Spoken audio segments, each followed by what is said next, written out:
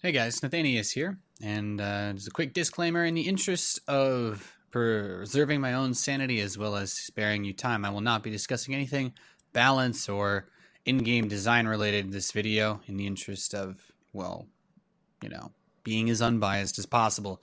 I just wanted to have a quick little chat about some of the other things in Legacy of the Void that I'm really hoping we get to hear back from Blizzard on, because I feel these are also very important to the success of the game as well as the growth of the community overall going into the launch of what will be our last expansion and possibly the last chance to see some really big changes in terms of the way that the game is set up.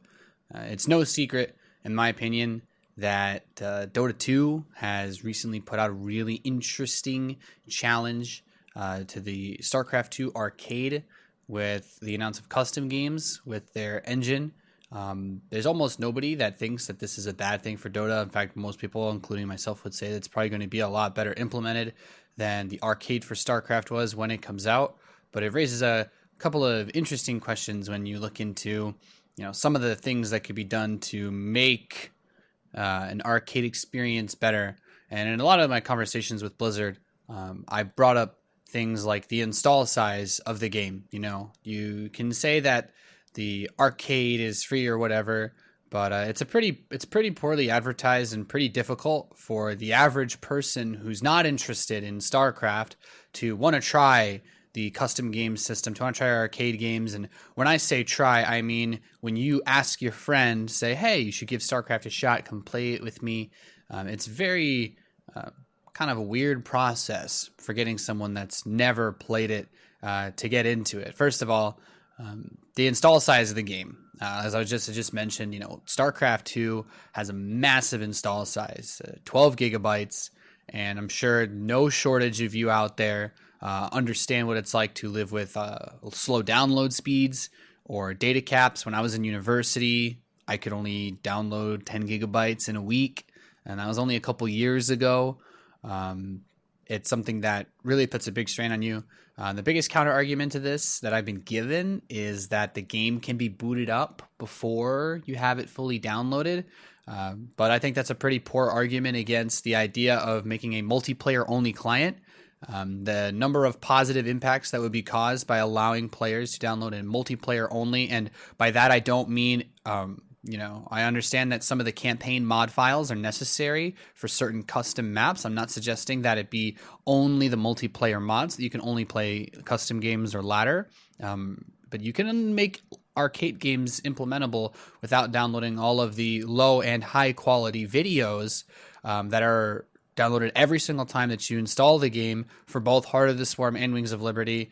Anybody that's ever worked with graphic or video files know that there's a lot of voiceover dialogue as well as videos in general that are played during both campaigns that will no doubt add to a substantial amount of the install size for the game. So with that being said, other positives, in my opinion, of implementing a multiplayer only client, if you can get the install size down to something like 5 to 6 gigabytes, not only does that help with the data cap issue, people with slow download speeds, you're also speeding up the process for setting up PCs for tournaments, especially if it was possible to choose which mods you wanted to install. For example, if you had a multiplayer only client and you could tick a box that says, or priority when you install for which mods it downloads. One of the other negative side effects of using the streaming service in game to start when the game says it's playable is that not all textures may be installed, which can cause some buggy in-game graphical effects, other possible weird graphical glitches. I mean, anybody that's used or tried to play the game when it says playable and not optimal understands or has seen, the use of resources increase in game, possibly reducing performance because you will load a unit or you'll be playing on a map that you don't have all the textures installed for, and you spend the first possible minute or two of the game actually downloading while playing. It doesn't seem like the end of the world, but being able to start the game without having to download anything else, without having to have an install queued as soon as you close the game for another 10 gigabytes, in my personal opinion, is a pretty big deal. Just as a quick comparison, if I want to play League of Legends, the install size on my PC right now is 3.77 gigabytes, whereas StarCraft is a bit closer to 12, 13. And is no doubt that when Legacy of the Void comes out, assuming that the client remains condensed as it's been throughout all of StarCraft's history, that we could be looking at a 16 to 18, possibly more gigabyte download just to play. And this leads me to another topic of discussion where even though it's something that people who are active in the StarCraft community are aware of, the average person does not know that there's so much free stuff that you can do with the StarCraft client. To quickly summarize, arcade games are playable by anybody without owning a StarCraft 2 license. You can play custom games with friends, non-ladder in multiplayer, I believe, for free without owning a license. If you have one friend who has a license and he invites 3 people that don't have licenses into a party with him, they can all queue ranked ladder. Only one person needs to own the game, and that's, of course, the spawning feature. In my personal opinion, when I talk to people about StarCraft, I'm like, why haven't you ever tried StarCraft? I'll be streaming, and I'll say, or I'll talk to someone who is streaming, like, why don't you try StarCraft? Like, well, I don't want to pay to try the game out. And I'm like, oh, well, you can play most of the multiplayer for free. It doesn't cost anything. And the person's like, oh, well, how am I supposed to know that? And I'm like, oh, yeah, well, it's in the starter edition. He's like, well, that sounds like a free trial. The StarCraft 2, if it had a standalone free multiplayer client where the only thing you had to pay for is ladder, I think it's fair enough to advertise it as a free multiplayer client at the bare minimum. Just something like that alone, I think, would go a long way for being able to market the free aspects. When I've spoken to Blizzard about it, the only feedback I heard was that, it's like, we have the starter edition. Like, well, the starter edition doesn't sound particularly enticing. To me, starter edition says play the game for 12 hours and then it freezes on you, Anybody that's played other games that have similar, trial version, starter version edition, it doesn't sound like a full experience. It doesn't sound like you get a complete experience when someone advertises something to you with the title starter edition or free edition. It always gives you that catch where it's like, okay, yeah, but and then you tell them, oh yeah, you have to install 12 gigabytes in order to actually play this without any possible graphical hiccups or having to download in game, and be like, oh, then it turns out that you have a data cap, you start playing at playable, and then the game just looks like crap because you didn't have some high resolution textures installed. You don't get the full experience of the game, and the list goes on. I think there's no shortage of arguments as to why StarCraft needs a dedicated multiplayer client, but the reason why I'm making this video is I just wanted to hear some of your guys' feedback. I've given all of this directly to Blizzard prior, and we'll touch on just a few more things here. Another one of the very important things moving forward for StarCraft 2 that I have spoken with Blizzard employees about is a way to handle smurfing accounts as well as hackers who immediately purchase new accounts. I've basically been made aware that there are certain high-profile StarCraft 2 hackers that not only own dozens of accounts, but have been banned on close to dozens of accounts. There's a couple of people who hacked that I've actually spoken to at length. Nerfy is very kind of him to actually sit down and talk to me for quite a few times, actually. Not recently, but basically telling me that, yeah, unless he does something, unless he plays super obviously with it, his accounts usually remain unbanned. And as soon as he does get banned, he just makes another one and actually uses the same hacks.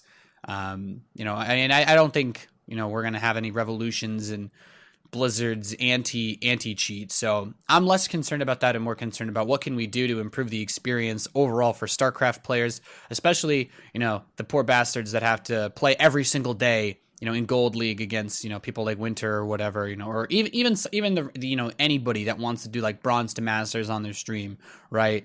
And in my opinion, the thing that I suggested was to copy what basically League of Legends does. I think the system there is great in terms of if you're a new account, for anyone that doesn't know, you have to reach level 30 in-game in League of Legends in order to be able to queue up for ranked ladder. And ask yourself, okay, well, what does this actually do? And it doesn't have to be implemented in a way that it restricts game features for players. Heroes of the Storm actually restricts game features from players before they reach certain levels in game. I'm not suggesting anything like that. I think that if you have to reach a certain level with a certain race in order to queue that race on ladder, you're basically your only thing that you're doing are making it more easy for players that are new to the game to not accidentally queue into ranked and get frustrated, but you're also drastically slowing down players that constantly, boost accounts or play on smurfs or make new accounts because they're hacking. You're delaying them from moving them into the the ranked ladder pool play. And for anyone that, I imagine a counter argument to my point would be that the hackers and boosters will make the new accounts and play on them anyway, regardless. And my counter argument to that is there are people who actually make a decent amount of money selling level 30 League of Legends accounts online simply because people don't want to play the dozens of games that they have to. It is probably more than that to actually reach the level that's required. And of course, this is something that also be very easily fine-tuned in terms of the amount of EXP that you get in game, the level that's required to play in those stages. And for anyone that doesn't know, in certain tournament scenarios, there are accounts provided for tournament organizers to use for pro gamers who play against each other. So it should never be an issue that people are like, well, what about pro gamers that have to play in a new region? Why can they not play ladder all of a sudden? That is something that, if a pro is going to practice in a certain region, or they're going to play in a new region for the first time because they've never played, for example, in America, I think that it's something that could be possibly flagged or set up with a code that's attached to the account that automatically allows it to play ranked ladder. I think things like that are a very, very small issue, but I do believe that it's important to do our best to create a system where it is not easy for someone to get banned or to just decide that they want to troll lower leagues. And I also believe that this comes into one of the other arguments that Blizzard has made in terms of the way that the ranking system in-game works. Now, for any of you that missed it, let's at the start of this ladder season, a lot of people's ranks were reset. They had to do a lot of new placement matches. And one of the reasons suggested was that due to some changes in the MMR, Blizzard wanted to get a couple more games before it placed you so that they could properly gauge where your MMR was. In my honest opinion, I don't think that there's anything wrong with requiring players before they reach, say, level 20 in-game to only be able to play unranked ladder. I don't think there's anything wrong with using those unranked ladder, hidden MMR, hidden matchmaking statistics to preempt what your actual in-game ranked ladder play will be. If someone wants to troll lower leagues and beat up people from bronze to gold league that are clearly Master League players, I don't think they're going to want to sit and get to level 30 by losing half the games that they play in unranked. I don't think they're going to want to leave unranked games just to get their MMR low enough so that when they play their actual 5 placement matches, that they're not playing versus, a bunch of Master Leaguers. In my opinion, doing something like that, using the unranked MMR after a cooldown, basically, when you buy or set up a new account to play ranked ladder, you could have someone who say, okay, I'm going to rush through, just win a bunch of unranked games, and then I'm going to throw my 5 placements for ranked.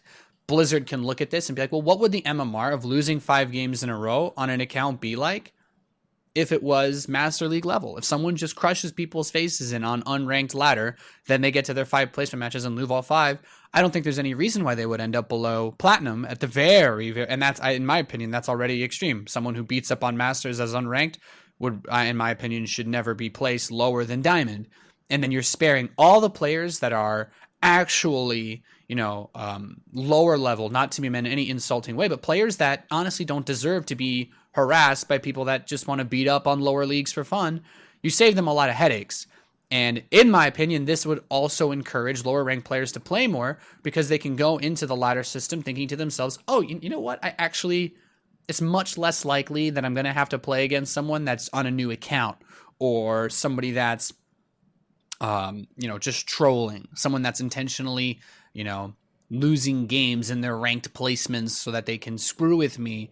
And I believe that if you want to appeal to the casual base and make the game less frustrating, having them be more likely to play against players of a similar skill level is very, very important. So like I said, these are all things that I've suggested directly to Blizzard. These are all things that I haven't heard anything back on. And the reason, of course, like I said, why I'm making this video is because I want to hear your thoughts. And if you agree with me, I implore you to help push this forward. This has been, and I hope, a reasonably well-argued set of changes. I don't think there are many good counter arguments to the points that I've made. I don't think that there's any reason why players should have to download possibly 16 gigabytes plus when Legacy of the Void comes out just to try the multiplayer with their friends. It's a really good opportunity considering that Archon mode should allow people people that have ladder anxiety, for example, to play with each other. That's a multiplayer mode. You don't need to download a bunch of video graphics. If someone doesn't care about the StarCraft campaign, they just want to play a game with their friends. I think that should be possible without spending hours downloading or burning through data caps or playing with low resolution textures because you just start the game. Okay, well, we're at the orange level, so we can play. But are you really playing StarCraft at that point, or are you just kind of playing some sort of weird, muddly graphic game? Anyway, please feel free to leave any comments in the video or comments in the comment section below, I guess, or on Reddit, or you can always tweet me at Nathanias TV. I'd love to hear your thoughts on this. And, of course, some of my ideas are obviously not perfect, but I think I've got a solid base in terms of what I'm looking at. And I'd love to hear any suggestions that you guys might have to improve this system. And especially if you're a lower league player, let us know. Do you like playing versus people that make brand new accounts after they get banned and just have them stomp you? I don't think that would be very fun. If I was a Bronze League player, personally, I'd rather play against other people of my own skills so that I can gauge how much I'm improving, or queue a game without having to worry about whether I'm going to be able to play a fair game or not. So that's all from me here. Like I said, just let me know what you guys think. I intentionally avoided talking about anything balance or game design related because I know that there's some people who think I'm a little too biased. I'm sorry. I care a lot about StarCraft, so my opinions are usually very polarizing. I don't think we should half-ass the success of the final expansion for, in my opinion, one of the greatest games ever made. Thank you all for watching this, and see you guys around.